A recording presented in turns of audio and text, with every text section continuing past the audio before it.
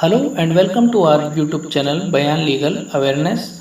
Today we will discuss section 11 of Indian Evidence Act 1872 which talks about when facts not otherwise relevant become relevant. वे तथ्य जो अन्यथा सुसंगत नहीं है कब सुसंगत हैं। तो जो फैक्ट्स अन्य किसी भी सेक्शन में जो रेलिवेंसी से संबंधित जो सेक्शन है मतलब कि section 5 to 55 of Indian evidence act उसके अंतर्गत वो ऐसे तथ्य रेलिवेंट नहीं है क्योंकि सेक्शन 5 to 55 में ऐसे तथ्यों की बात की गई है जो रेलिवेंट है और जो तथ्य सेक्शन 5 से 55 के बीच में रेलिवेंट नहीं है उन सेक्शनों के अंतर्गत रेलिवेंट नहीं है तो वो रेलिवेंट होंगे यदि इसमें दो कंडीशन बताई गई हैं। यदि इन दो कंडीशन में से वो किसी भी कंडीशंस में वो फैक्ट्स आ जाते हैं तो इसमें पहला बताया गया if they are inconsistence with any fact and issue or relevant fact. If they are inconsistent तो इनकंसिस्टेंट का मतलब हमारे पहले सबसे क्लियर होना चाहिए।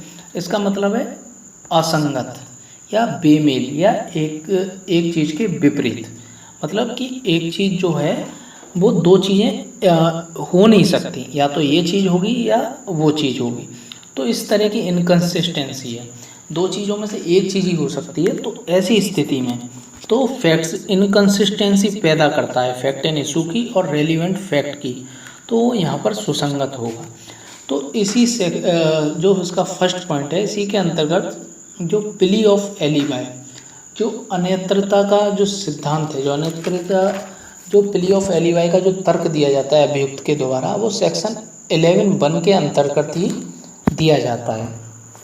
क्योंकि जो प्ली ऑफ एलिबाई का तर्क है वो अपराध जो जैसे कि किसी व्यक्ति पर ये अभियोग है, जैसे कि एज एक्यूज्ड ऑफ ए पर ये अभियोग है कि उसने बी का मर्डर किया है और ए जो एक्यूज्ड है वो कहता है कि वो प्ली ऑफ एलिबाई का बचाव लेता है और वो कहता है कि मैं तो घटना स्थल पर उस समय था ही नहीं, उस दिन घटना स्थल पर था ही नहीं, मैं तो कहीं और था, मतलब कि मैं दूसरे शहर में था। तो मैं कैसे घटना कारित कर सकता हूँ, मैं दो जगह कैसे, एक व्यक्ति दो जगह कैसे हो सकता है।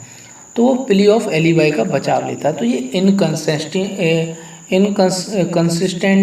कंसिस्टेंसी पैदा कर रहा है। ये क्या पैदा कर रहा है, ये असंगतता पैदा कर रहा है कि एक व्यक्ति दो जगह पर कैसे रह सकता है। वो मर्डर भी कर दे और दूसरी जगह पर अपना व्यापार का कार्य भी कर ले, तो कैसे रह सकता है। तो ये प्ली ऑफ एलिबाई का जो लॉजिक है वो जो तर्क है वो इसी सबसेक्शन फर्स्ट के अंतर्गत रेलिवेंट होता है। तो इसी प्रकार के तथ्य जो इनकंसिस्टेंसी जो बताते हैं वो रेलिवेंट हो जाते हैं यदि वो fact and issue or relevant fact की इनकंसिस्टेंट के बारे में है।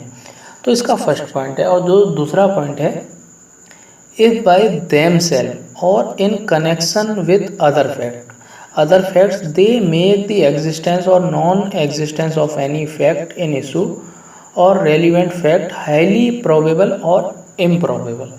यदि जिन तथ्यों की बात की जा रही है, यदि वो तथ्य या तो खुद अकेले या अन्य तथ्यों के साथ मिलकर, या तो वो तथ्य खुद ही या और कई सारे या कुछ तथ्यों के साथ मिलकर क्या कर रहे हैं, facts they make existence or non existence of fact and issue or relevant fact, वो क्या कर रहे हैं, फैक्ट एंड इशू के और रेलिवेंट फैक्ट के जो एग्जिस्टेंस है उसके अस्तित्व को, फैक्ट एंड इशू के और रेलिवेंट फैक्ट के अस्तित्व को क्या बना रहे हैं, हाईली प्रोबेबल और इम्प्रोबेबल बनाते हैं।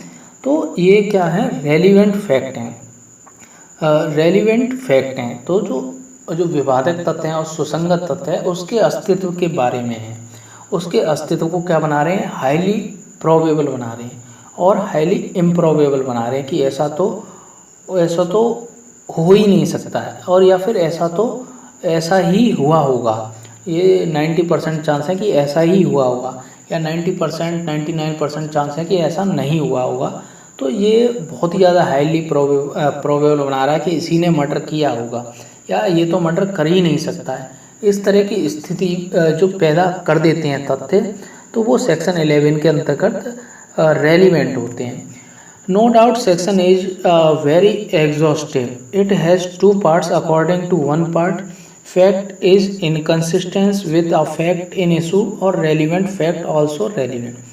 तो सेक्शन 11 है बहुत ही ज़्यादा एग्जॉस्टिव है, बहुत ही ज़्यादा विस्तृत है, क्योंकि इसमें जो कंडीशंस बताई गई हैं तो वो सेक्शन 6 में जो बताई गई हैं वो भी इसी के अंतर्गत आ जाती हैं, क्योंकि वो सेम ट्रांजैक्शन की बात आती है तो वो भी इसी के अंतर्गत आ जाती हैं, जैसे आ जाती हैं। तो इसके अंतर्गत बहुत सी चीज़ें आ जाती हैं, प्रीवियस कंडक्ट और बाद का कंडक्ट। तो जैसे कि अभियुक्त का घटनास्थल से भाग जाना, जो हमने पिछले सेक्शन में देखा था, वो वहाँ पर रेलिवेंट था। उसका जो प्रीवियस और सब्सिक्वेंट कंडक्ट था वो घटनास्थल से भाग गया, तो वो वहाँ भी रेलिवेंट हो रहा है और यहाँ भी रेलिवेंट हो रहा है, क्योंकि ये क्या कर रहा है, हाईली प्रोबेबल बना रहा है कि उसी व्यक्ति ने मर्डर किया होगा। तो ये सेक्शन काफ़ी ज़्यादा विस्तृत है, व्यापक है और काफ़ी सेक्शनों को अपने अंदर विस्तृत कर लेता है। तो फिर भी ये सेक्शन बहुत ही ज़्यादा इम्पोर्टेंट है। तो फ्रेंड्स, इसमें जो इलस्ट्रेशन दिया गया है, वो पहला जो इलस्ट्रेशन है वो प्ली ऑफ एलिबाई के बारे में दिया गया है। The question is whether A committed a crime at Calcutta on certain day. किसी केस में ये क्वेश्चन है कि क्या ए ने, फैक्ट इन इशू ये है कि क्या ए ने क्राइम किया है कलकत्ता में, ए सर्टेन डे, किसी आमुक दिन ए ने कोई क्राइम कलकत्ता में किया है।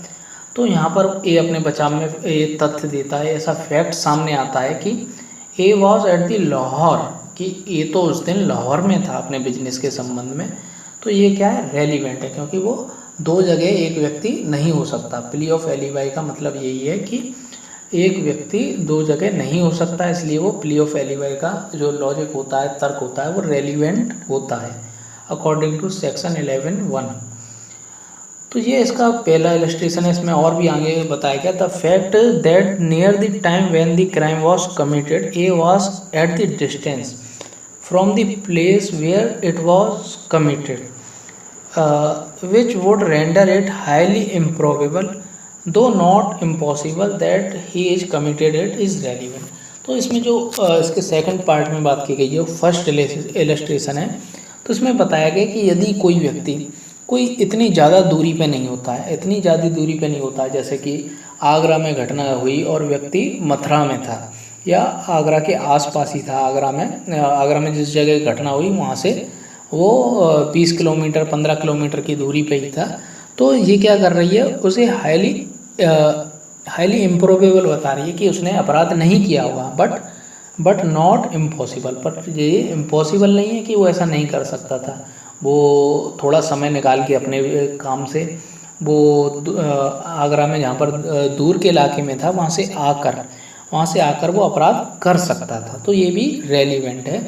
प्ली ऑफ एलिबाई के जो लॉजिक दिया जा रहा है, जो तर्क दिया जा रहा है, उसको रिवर्ट करने के लिए ये यहाँ पर ये रेलिवेंट है, क्योंकि ये प्ली ऑफ एलिबाई के तर्क को क्या कर रही है, रिवर्ट कर रही है, उसके इनकंसिस्टेंट है।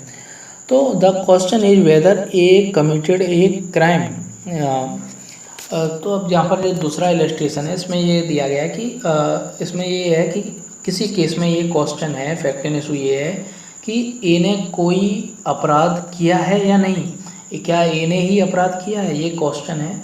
तो द सर्कमस्टांसेस, जो परिस्थितियाँ हैं, are such that the crime must have been committed either A B C D. तो जो फैक्ट्स हैं उससे ये जो परिस्थितियाँ, उससे ये निकल के सामने आ रहा है कि या तो ए ने अपराध किया है, या बी ने किया है, या सी ने किया है, या डी ने किया है। इनमें से किसी एक व्यक्ति ने अपराध किया है। तो इनमें से या फिर इन लोगों ने मिलकर अपराध किया है, या इनमें से एक व्यक्ति ने अपराध किया है।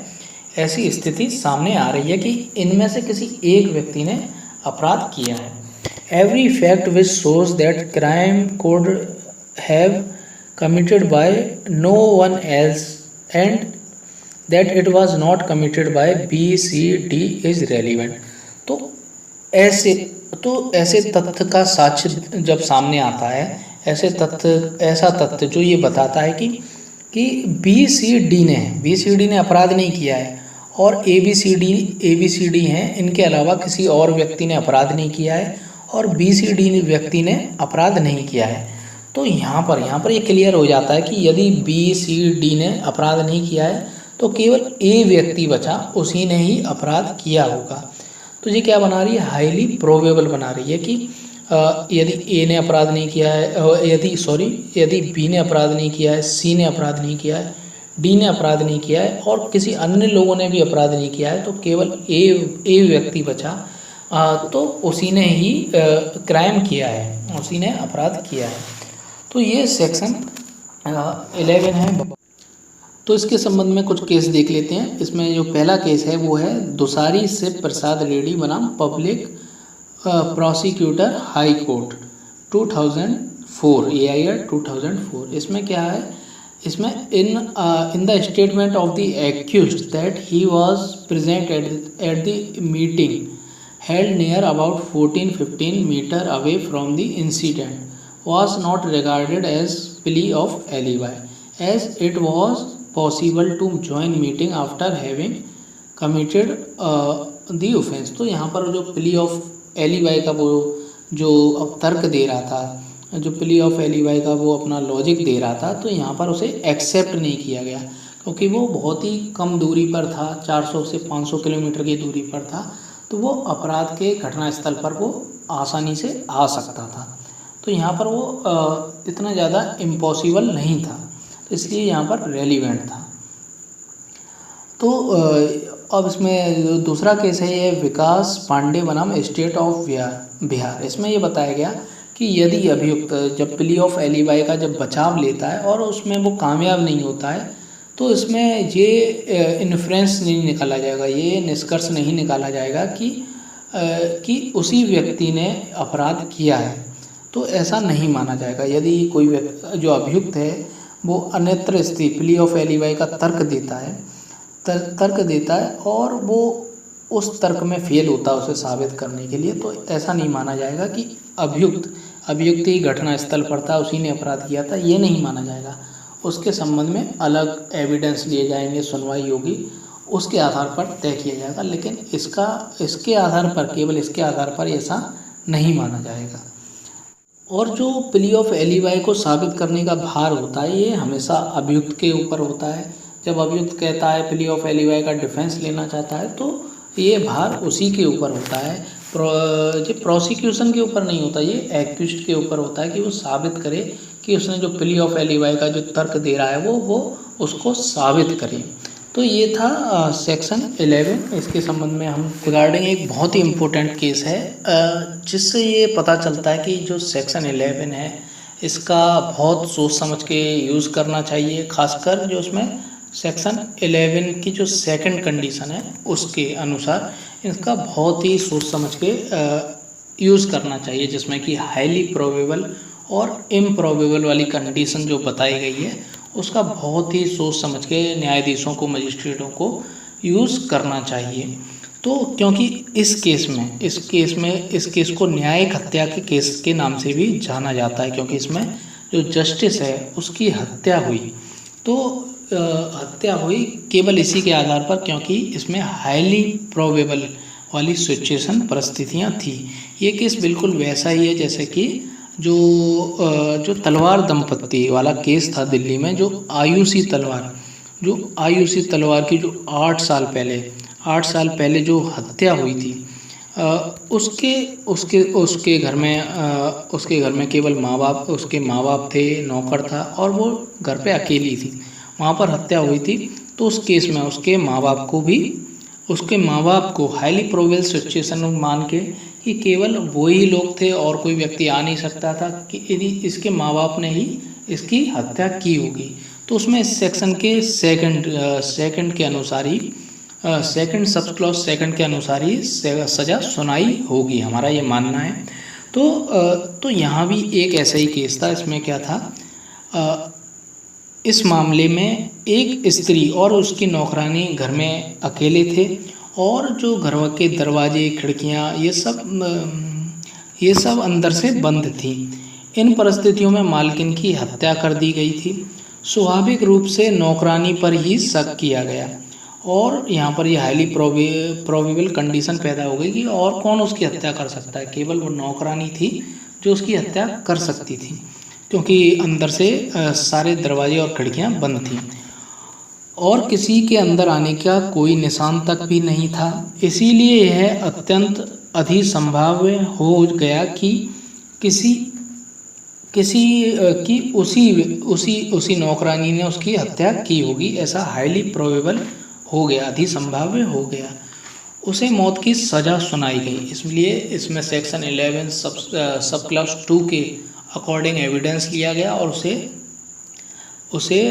उसे मौत की सज़ा सुनाई दी गई। जब उसे मौत के घाट जब वो मौत की सज़ा दे दी गई तो वास्तविक हत्यारा सामने आया। उसने अपना अस्तित्व घोषित किया और अंदर घुसने और बाहर निकलने का तरीका बताया कि वो अंदर कैसे गया था और वो अंदर कैसे घुसा और किसने किस तरीके से हत्या को अंजाम दिया, ये सब बताया उसने। उससे प्रतीत हुआ कि अधिसंभावना पैदा करने वाले तथ्यों के कारण नौकरानी की न्यायिक हत्या की गई थी। जो नौकरानी थी उसकी यहाँ पर न्यायिक हत्या की गई थी, मर्डर्ड बाय दी जुडिशरी। तो ये जो अधिसंभाव का सिद्धांत है, बहुत ही सोच समझ के इसको अपनाना चाहिए, बहुत ही ज़्यादा इस पर विचार करना जरूरी है। ये होता रहता है, इसीलिए इस तरह के केस हमें ये बताते हैं कि आगे से सावधानी रखी जाए। तो friends, thank you very much. Please subscribe our channel and be continue with us. Thank you very much.